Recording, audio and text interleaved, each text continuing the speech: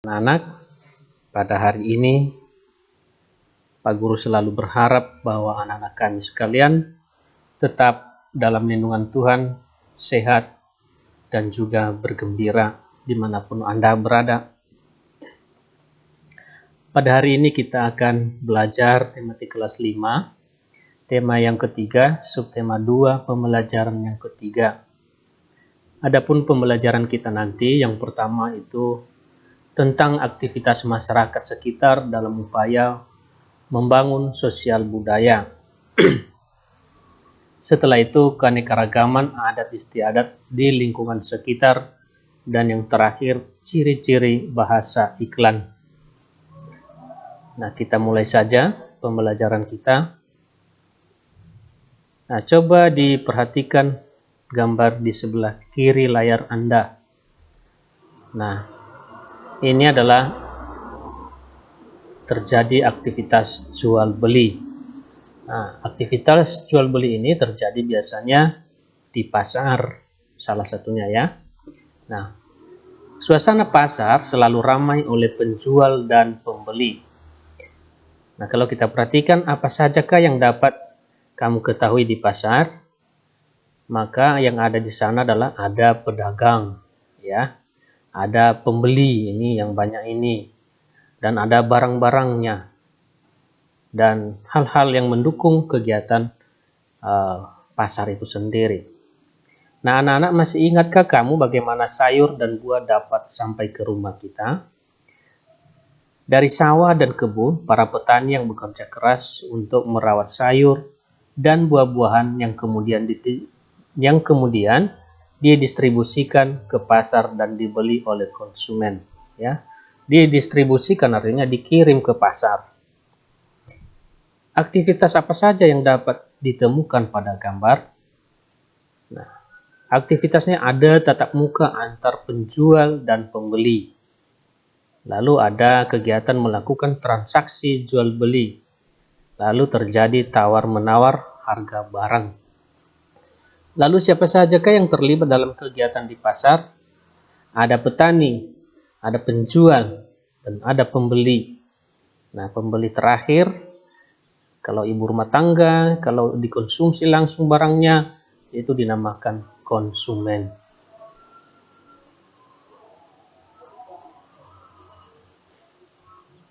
Nah, jenis-jenis aktivitas dan pelakunya. Nah, kita melihat aktivitas di pasar tadi terjadi transaksi jual beli, ya, kegiatan jual beli barang. Nah, siapa pelaku kegiatan itu? Ada pembeli dan ada pedagang. Lalu aktivitas lain lagi adalah tawar-menawar. Maka yang melakukannya adalah pembeli dan pedagang. Yang berikutnya aktivitas di sana ada tatap muka. Ya. Pelakunya adalah pembeli dan pedagang. Nah, itulah aktivitas, jenis aktivitas dan pelaku aktivitas di pasar. Nah, semua aktivitas yang menggabungkan aspek sosial dan ekonomi yang dimaksudkan untuk meningkatkan taraf hidup atau kesejahteraan sosial disebut pembangunan sosial. Kesejahteraan sosial tidak hanya berkenaan dengan terpenuhinya kebutuhan material, tetapi juga spiritual. Dengan demikian, memungkinkan semua warga negara untuk mengembangkan dirinya. Pembangunan sosial dimaksudkan untuk meningkatkan kesejahteraan sosial, di mana kebutuhan setiap anggota masyarakat secara sosial, ekonomi, dan spiritual dapat terpenuhi. Dalam melakukan aktivitas kehidupan untuk meningkatkan kesejahteraan sosial, tak jarang kita akan berhadapan dengan keanekaragaman yang tinggi, contohnya tadi di pasar.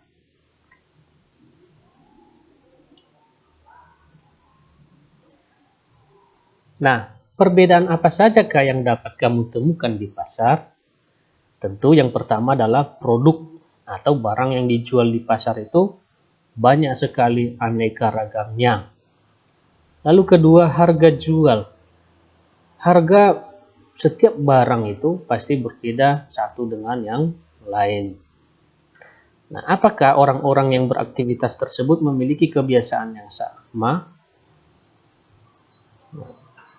Orang-orang yang beraktivitas di pasar itu memiliki ketidaksamaan kebiasaan atau tidak, karena setiap penjual memiliki barang dagangan yang berbeda dan setiap pembeli mempunyai kebutuhan yang berbeda pula terhadap barang dagang yang ingin dibeli.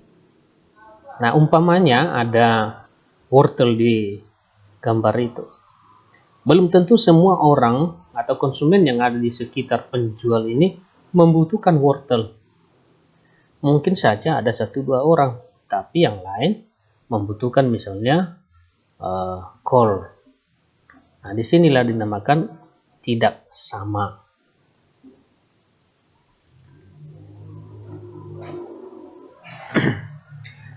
Kebiasaan yang mengikat masyarakat dan berlangsung dalam jangka waktu cukup lama dikenal dengan adat istiadat. Ya, kita melihat kelanjutan dari pembelajaran kita. Akibat tadi aktivitas di pasar itu tentu ini terjadi tidak hanya sekali 2 kali, tetapi dalam sepanjang waktu. Ya, kalau di pasar tradisional minimal sekali seminggu atau dua kali seminggu ada pertemuan antara masyarakat untuk jual beli. Nah, karena ini akan berlangsung dalam waktu yang sangat lama, sehingga terbentuklah sebuah kebiasaan. Nah, kebiasaan ini akhirnya disebut sebagai adat istiadat. Adat istiadat merupakan kebiasaan sosial yang sejak lama ada di dalam masyarakat dan bertujuan mengatur tata tertib dalam masyarakat tersebut. Adat istiadat setiap kelompok masyarakat tidak sama atau berbeda satu dengan yang lain. Contohnya saja, adat istiadat masyarakat Osing di Banyuwangi, ya, yang merupakan perpaduan antara budaya Jawa, Madura, dan Bali. Artinya ada 3 suku bangsa yang dominan di dalam tempat tersebut atau di dalam lingkungan masyarakat tersebut. Kemudian adat istiadat masyarakat desa di Jawa Timur dan Jawa Tengah yang ternyata memiliki persamaan. Nah, salah satu persamaannya bahwa mereka memiliki ikatan yang berdasarkan pada persahabatan. Jadi keakraban mereka itu lebih didominasi oleh persahabatan.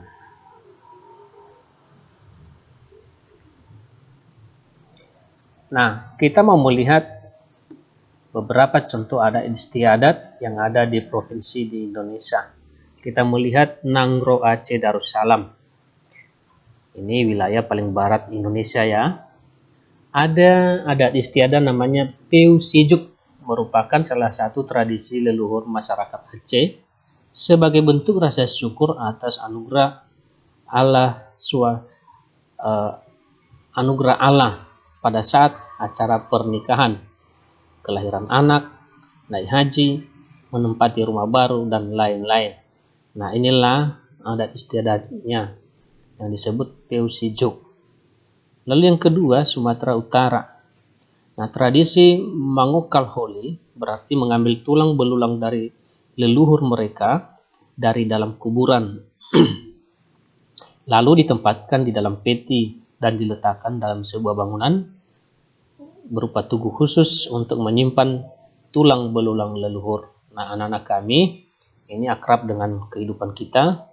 Mungkin ada 1-2 anak kami yang pernah mengikuti acara seperti ini. Nah, ini adalah adat istiadat kita di Sumatera Utara. Yang ketiga, Sumatera Barat. Perayaan Tabuik merupakan tradisi masyarakat Pariaman, Sumatera Barat untuk memperingati meninggalnya cucu Nabi Muhammad, Hasan dan Hussein. 4.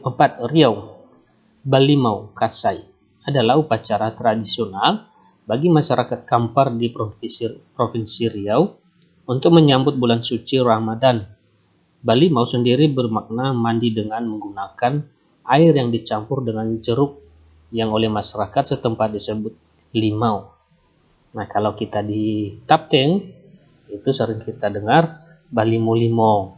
Ya, Pak Guru juga kurang tahu apakah maksudnya berlima-lima atau memang mengarah kepada limau yang dimaksud di sini. Tapi ada acara atau ada kebiasaan seperti itu juga di sini. Lalu yang kelima, Kepulauan Riau. Bertepuk tepung tawar merupakan prosesi adat dengan tujuan memberikan berkah untuk mencapai keselamatan dan kesejahteraan, menghapus sial, majal dan duka nestapa, agar terhindar dari orang yang akan ditepuk tepung tawar.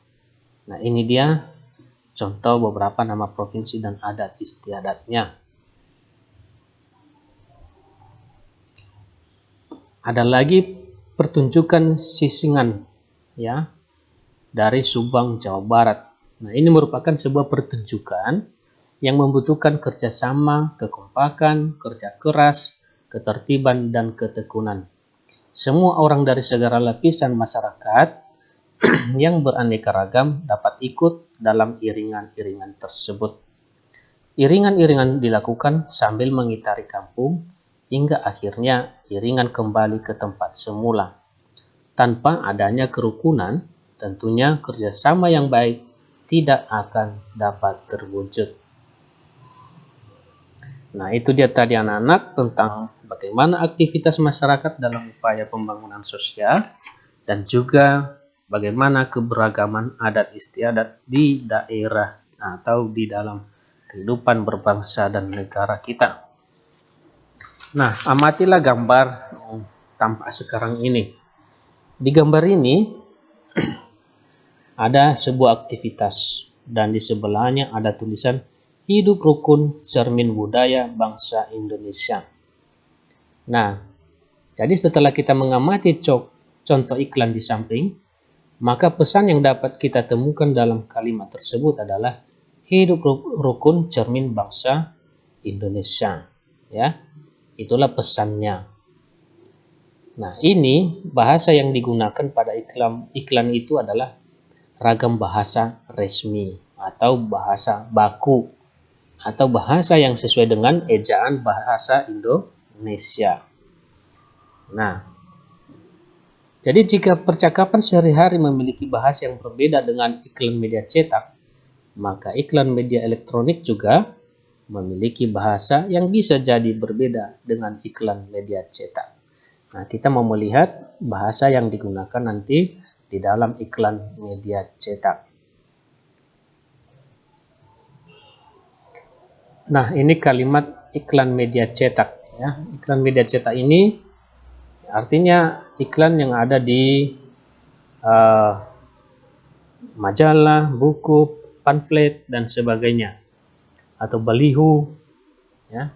Nah, di sini disuguhkan kita sebuah iklan, yaitu iklan Indomie dengan beberapa gambar orang dan di tengahnya ada sepiring besar Indomie dengan pelengkapnya ya.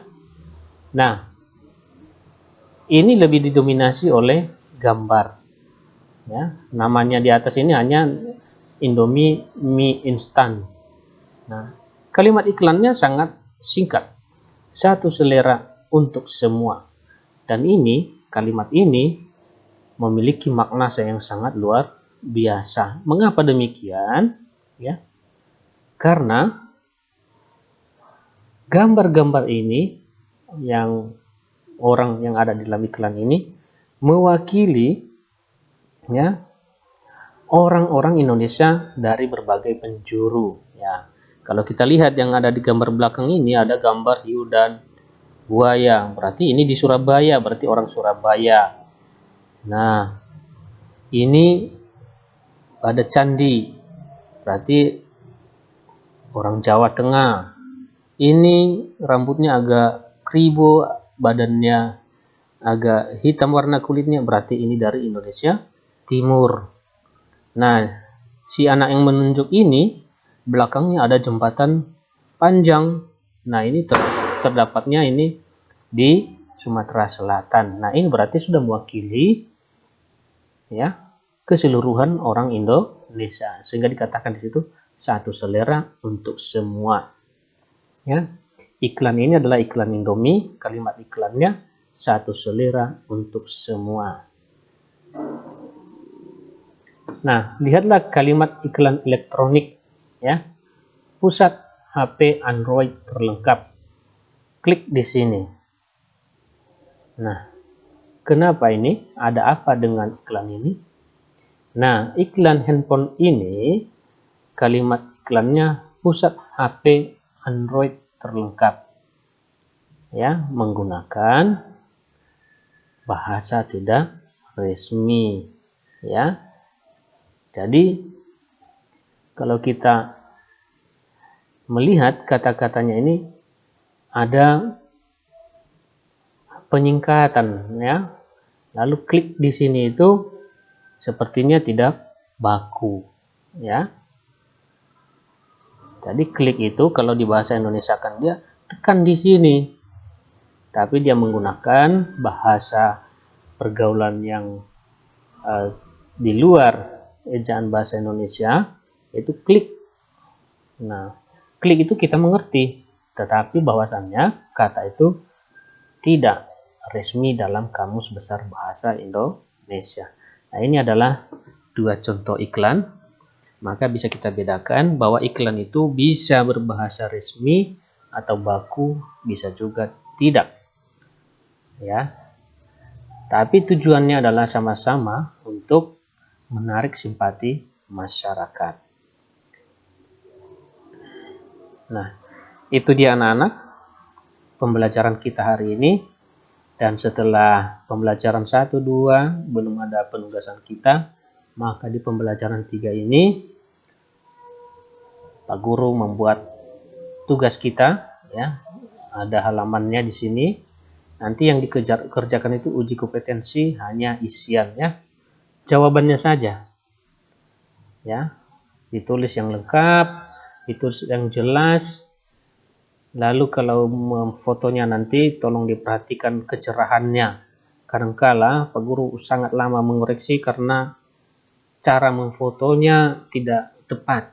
Jadi kabur. Ya, jadi tolong diperhatikan itu. Nah, sekian saja saat ini, sampai jumpa untuk waktu yang lainnya. Terima kasih.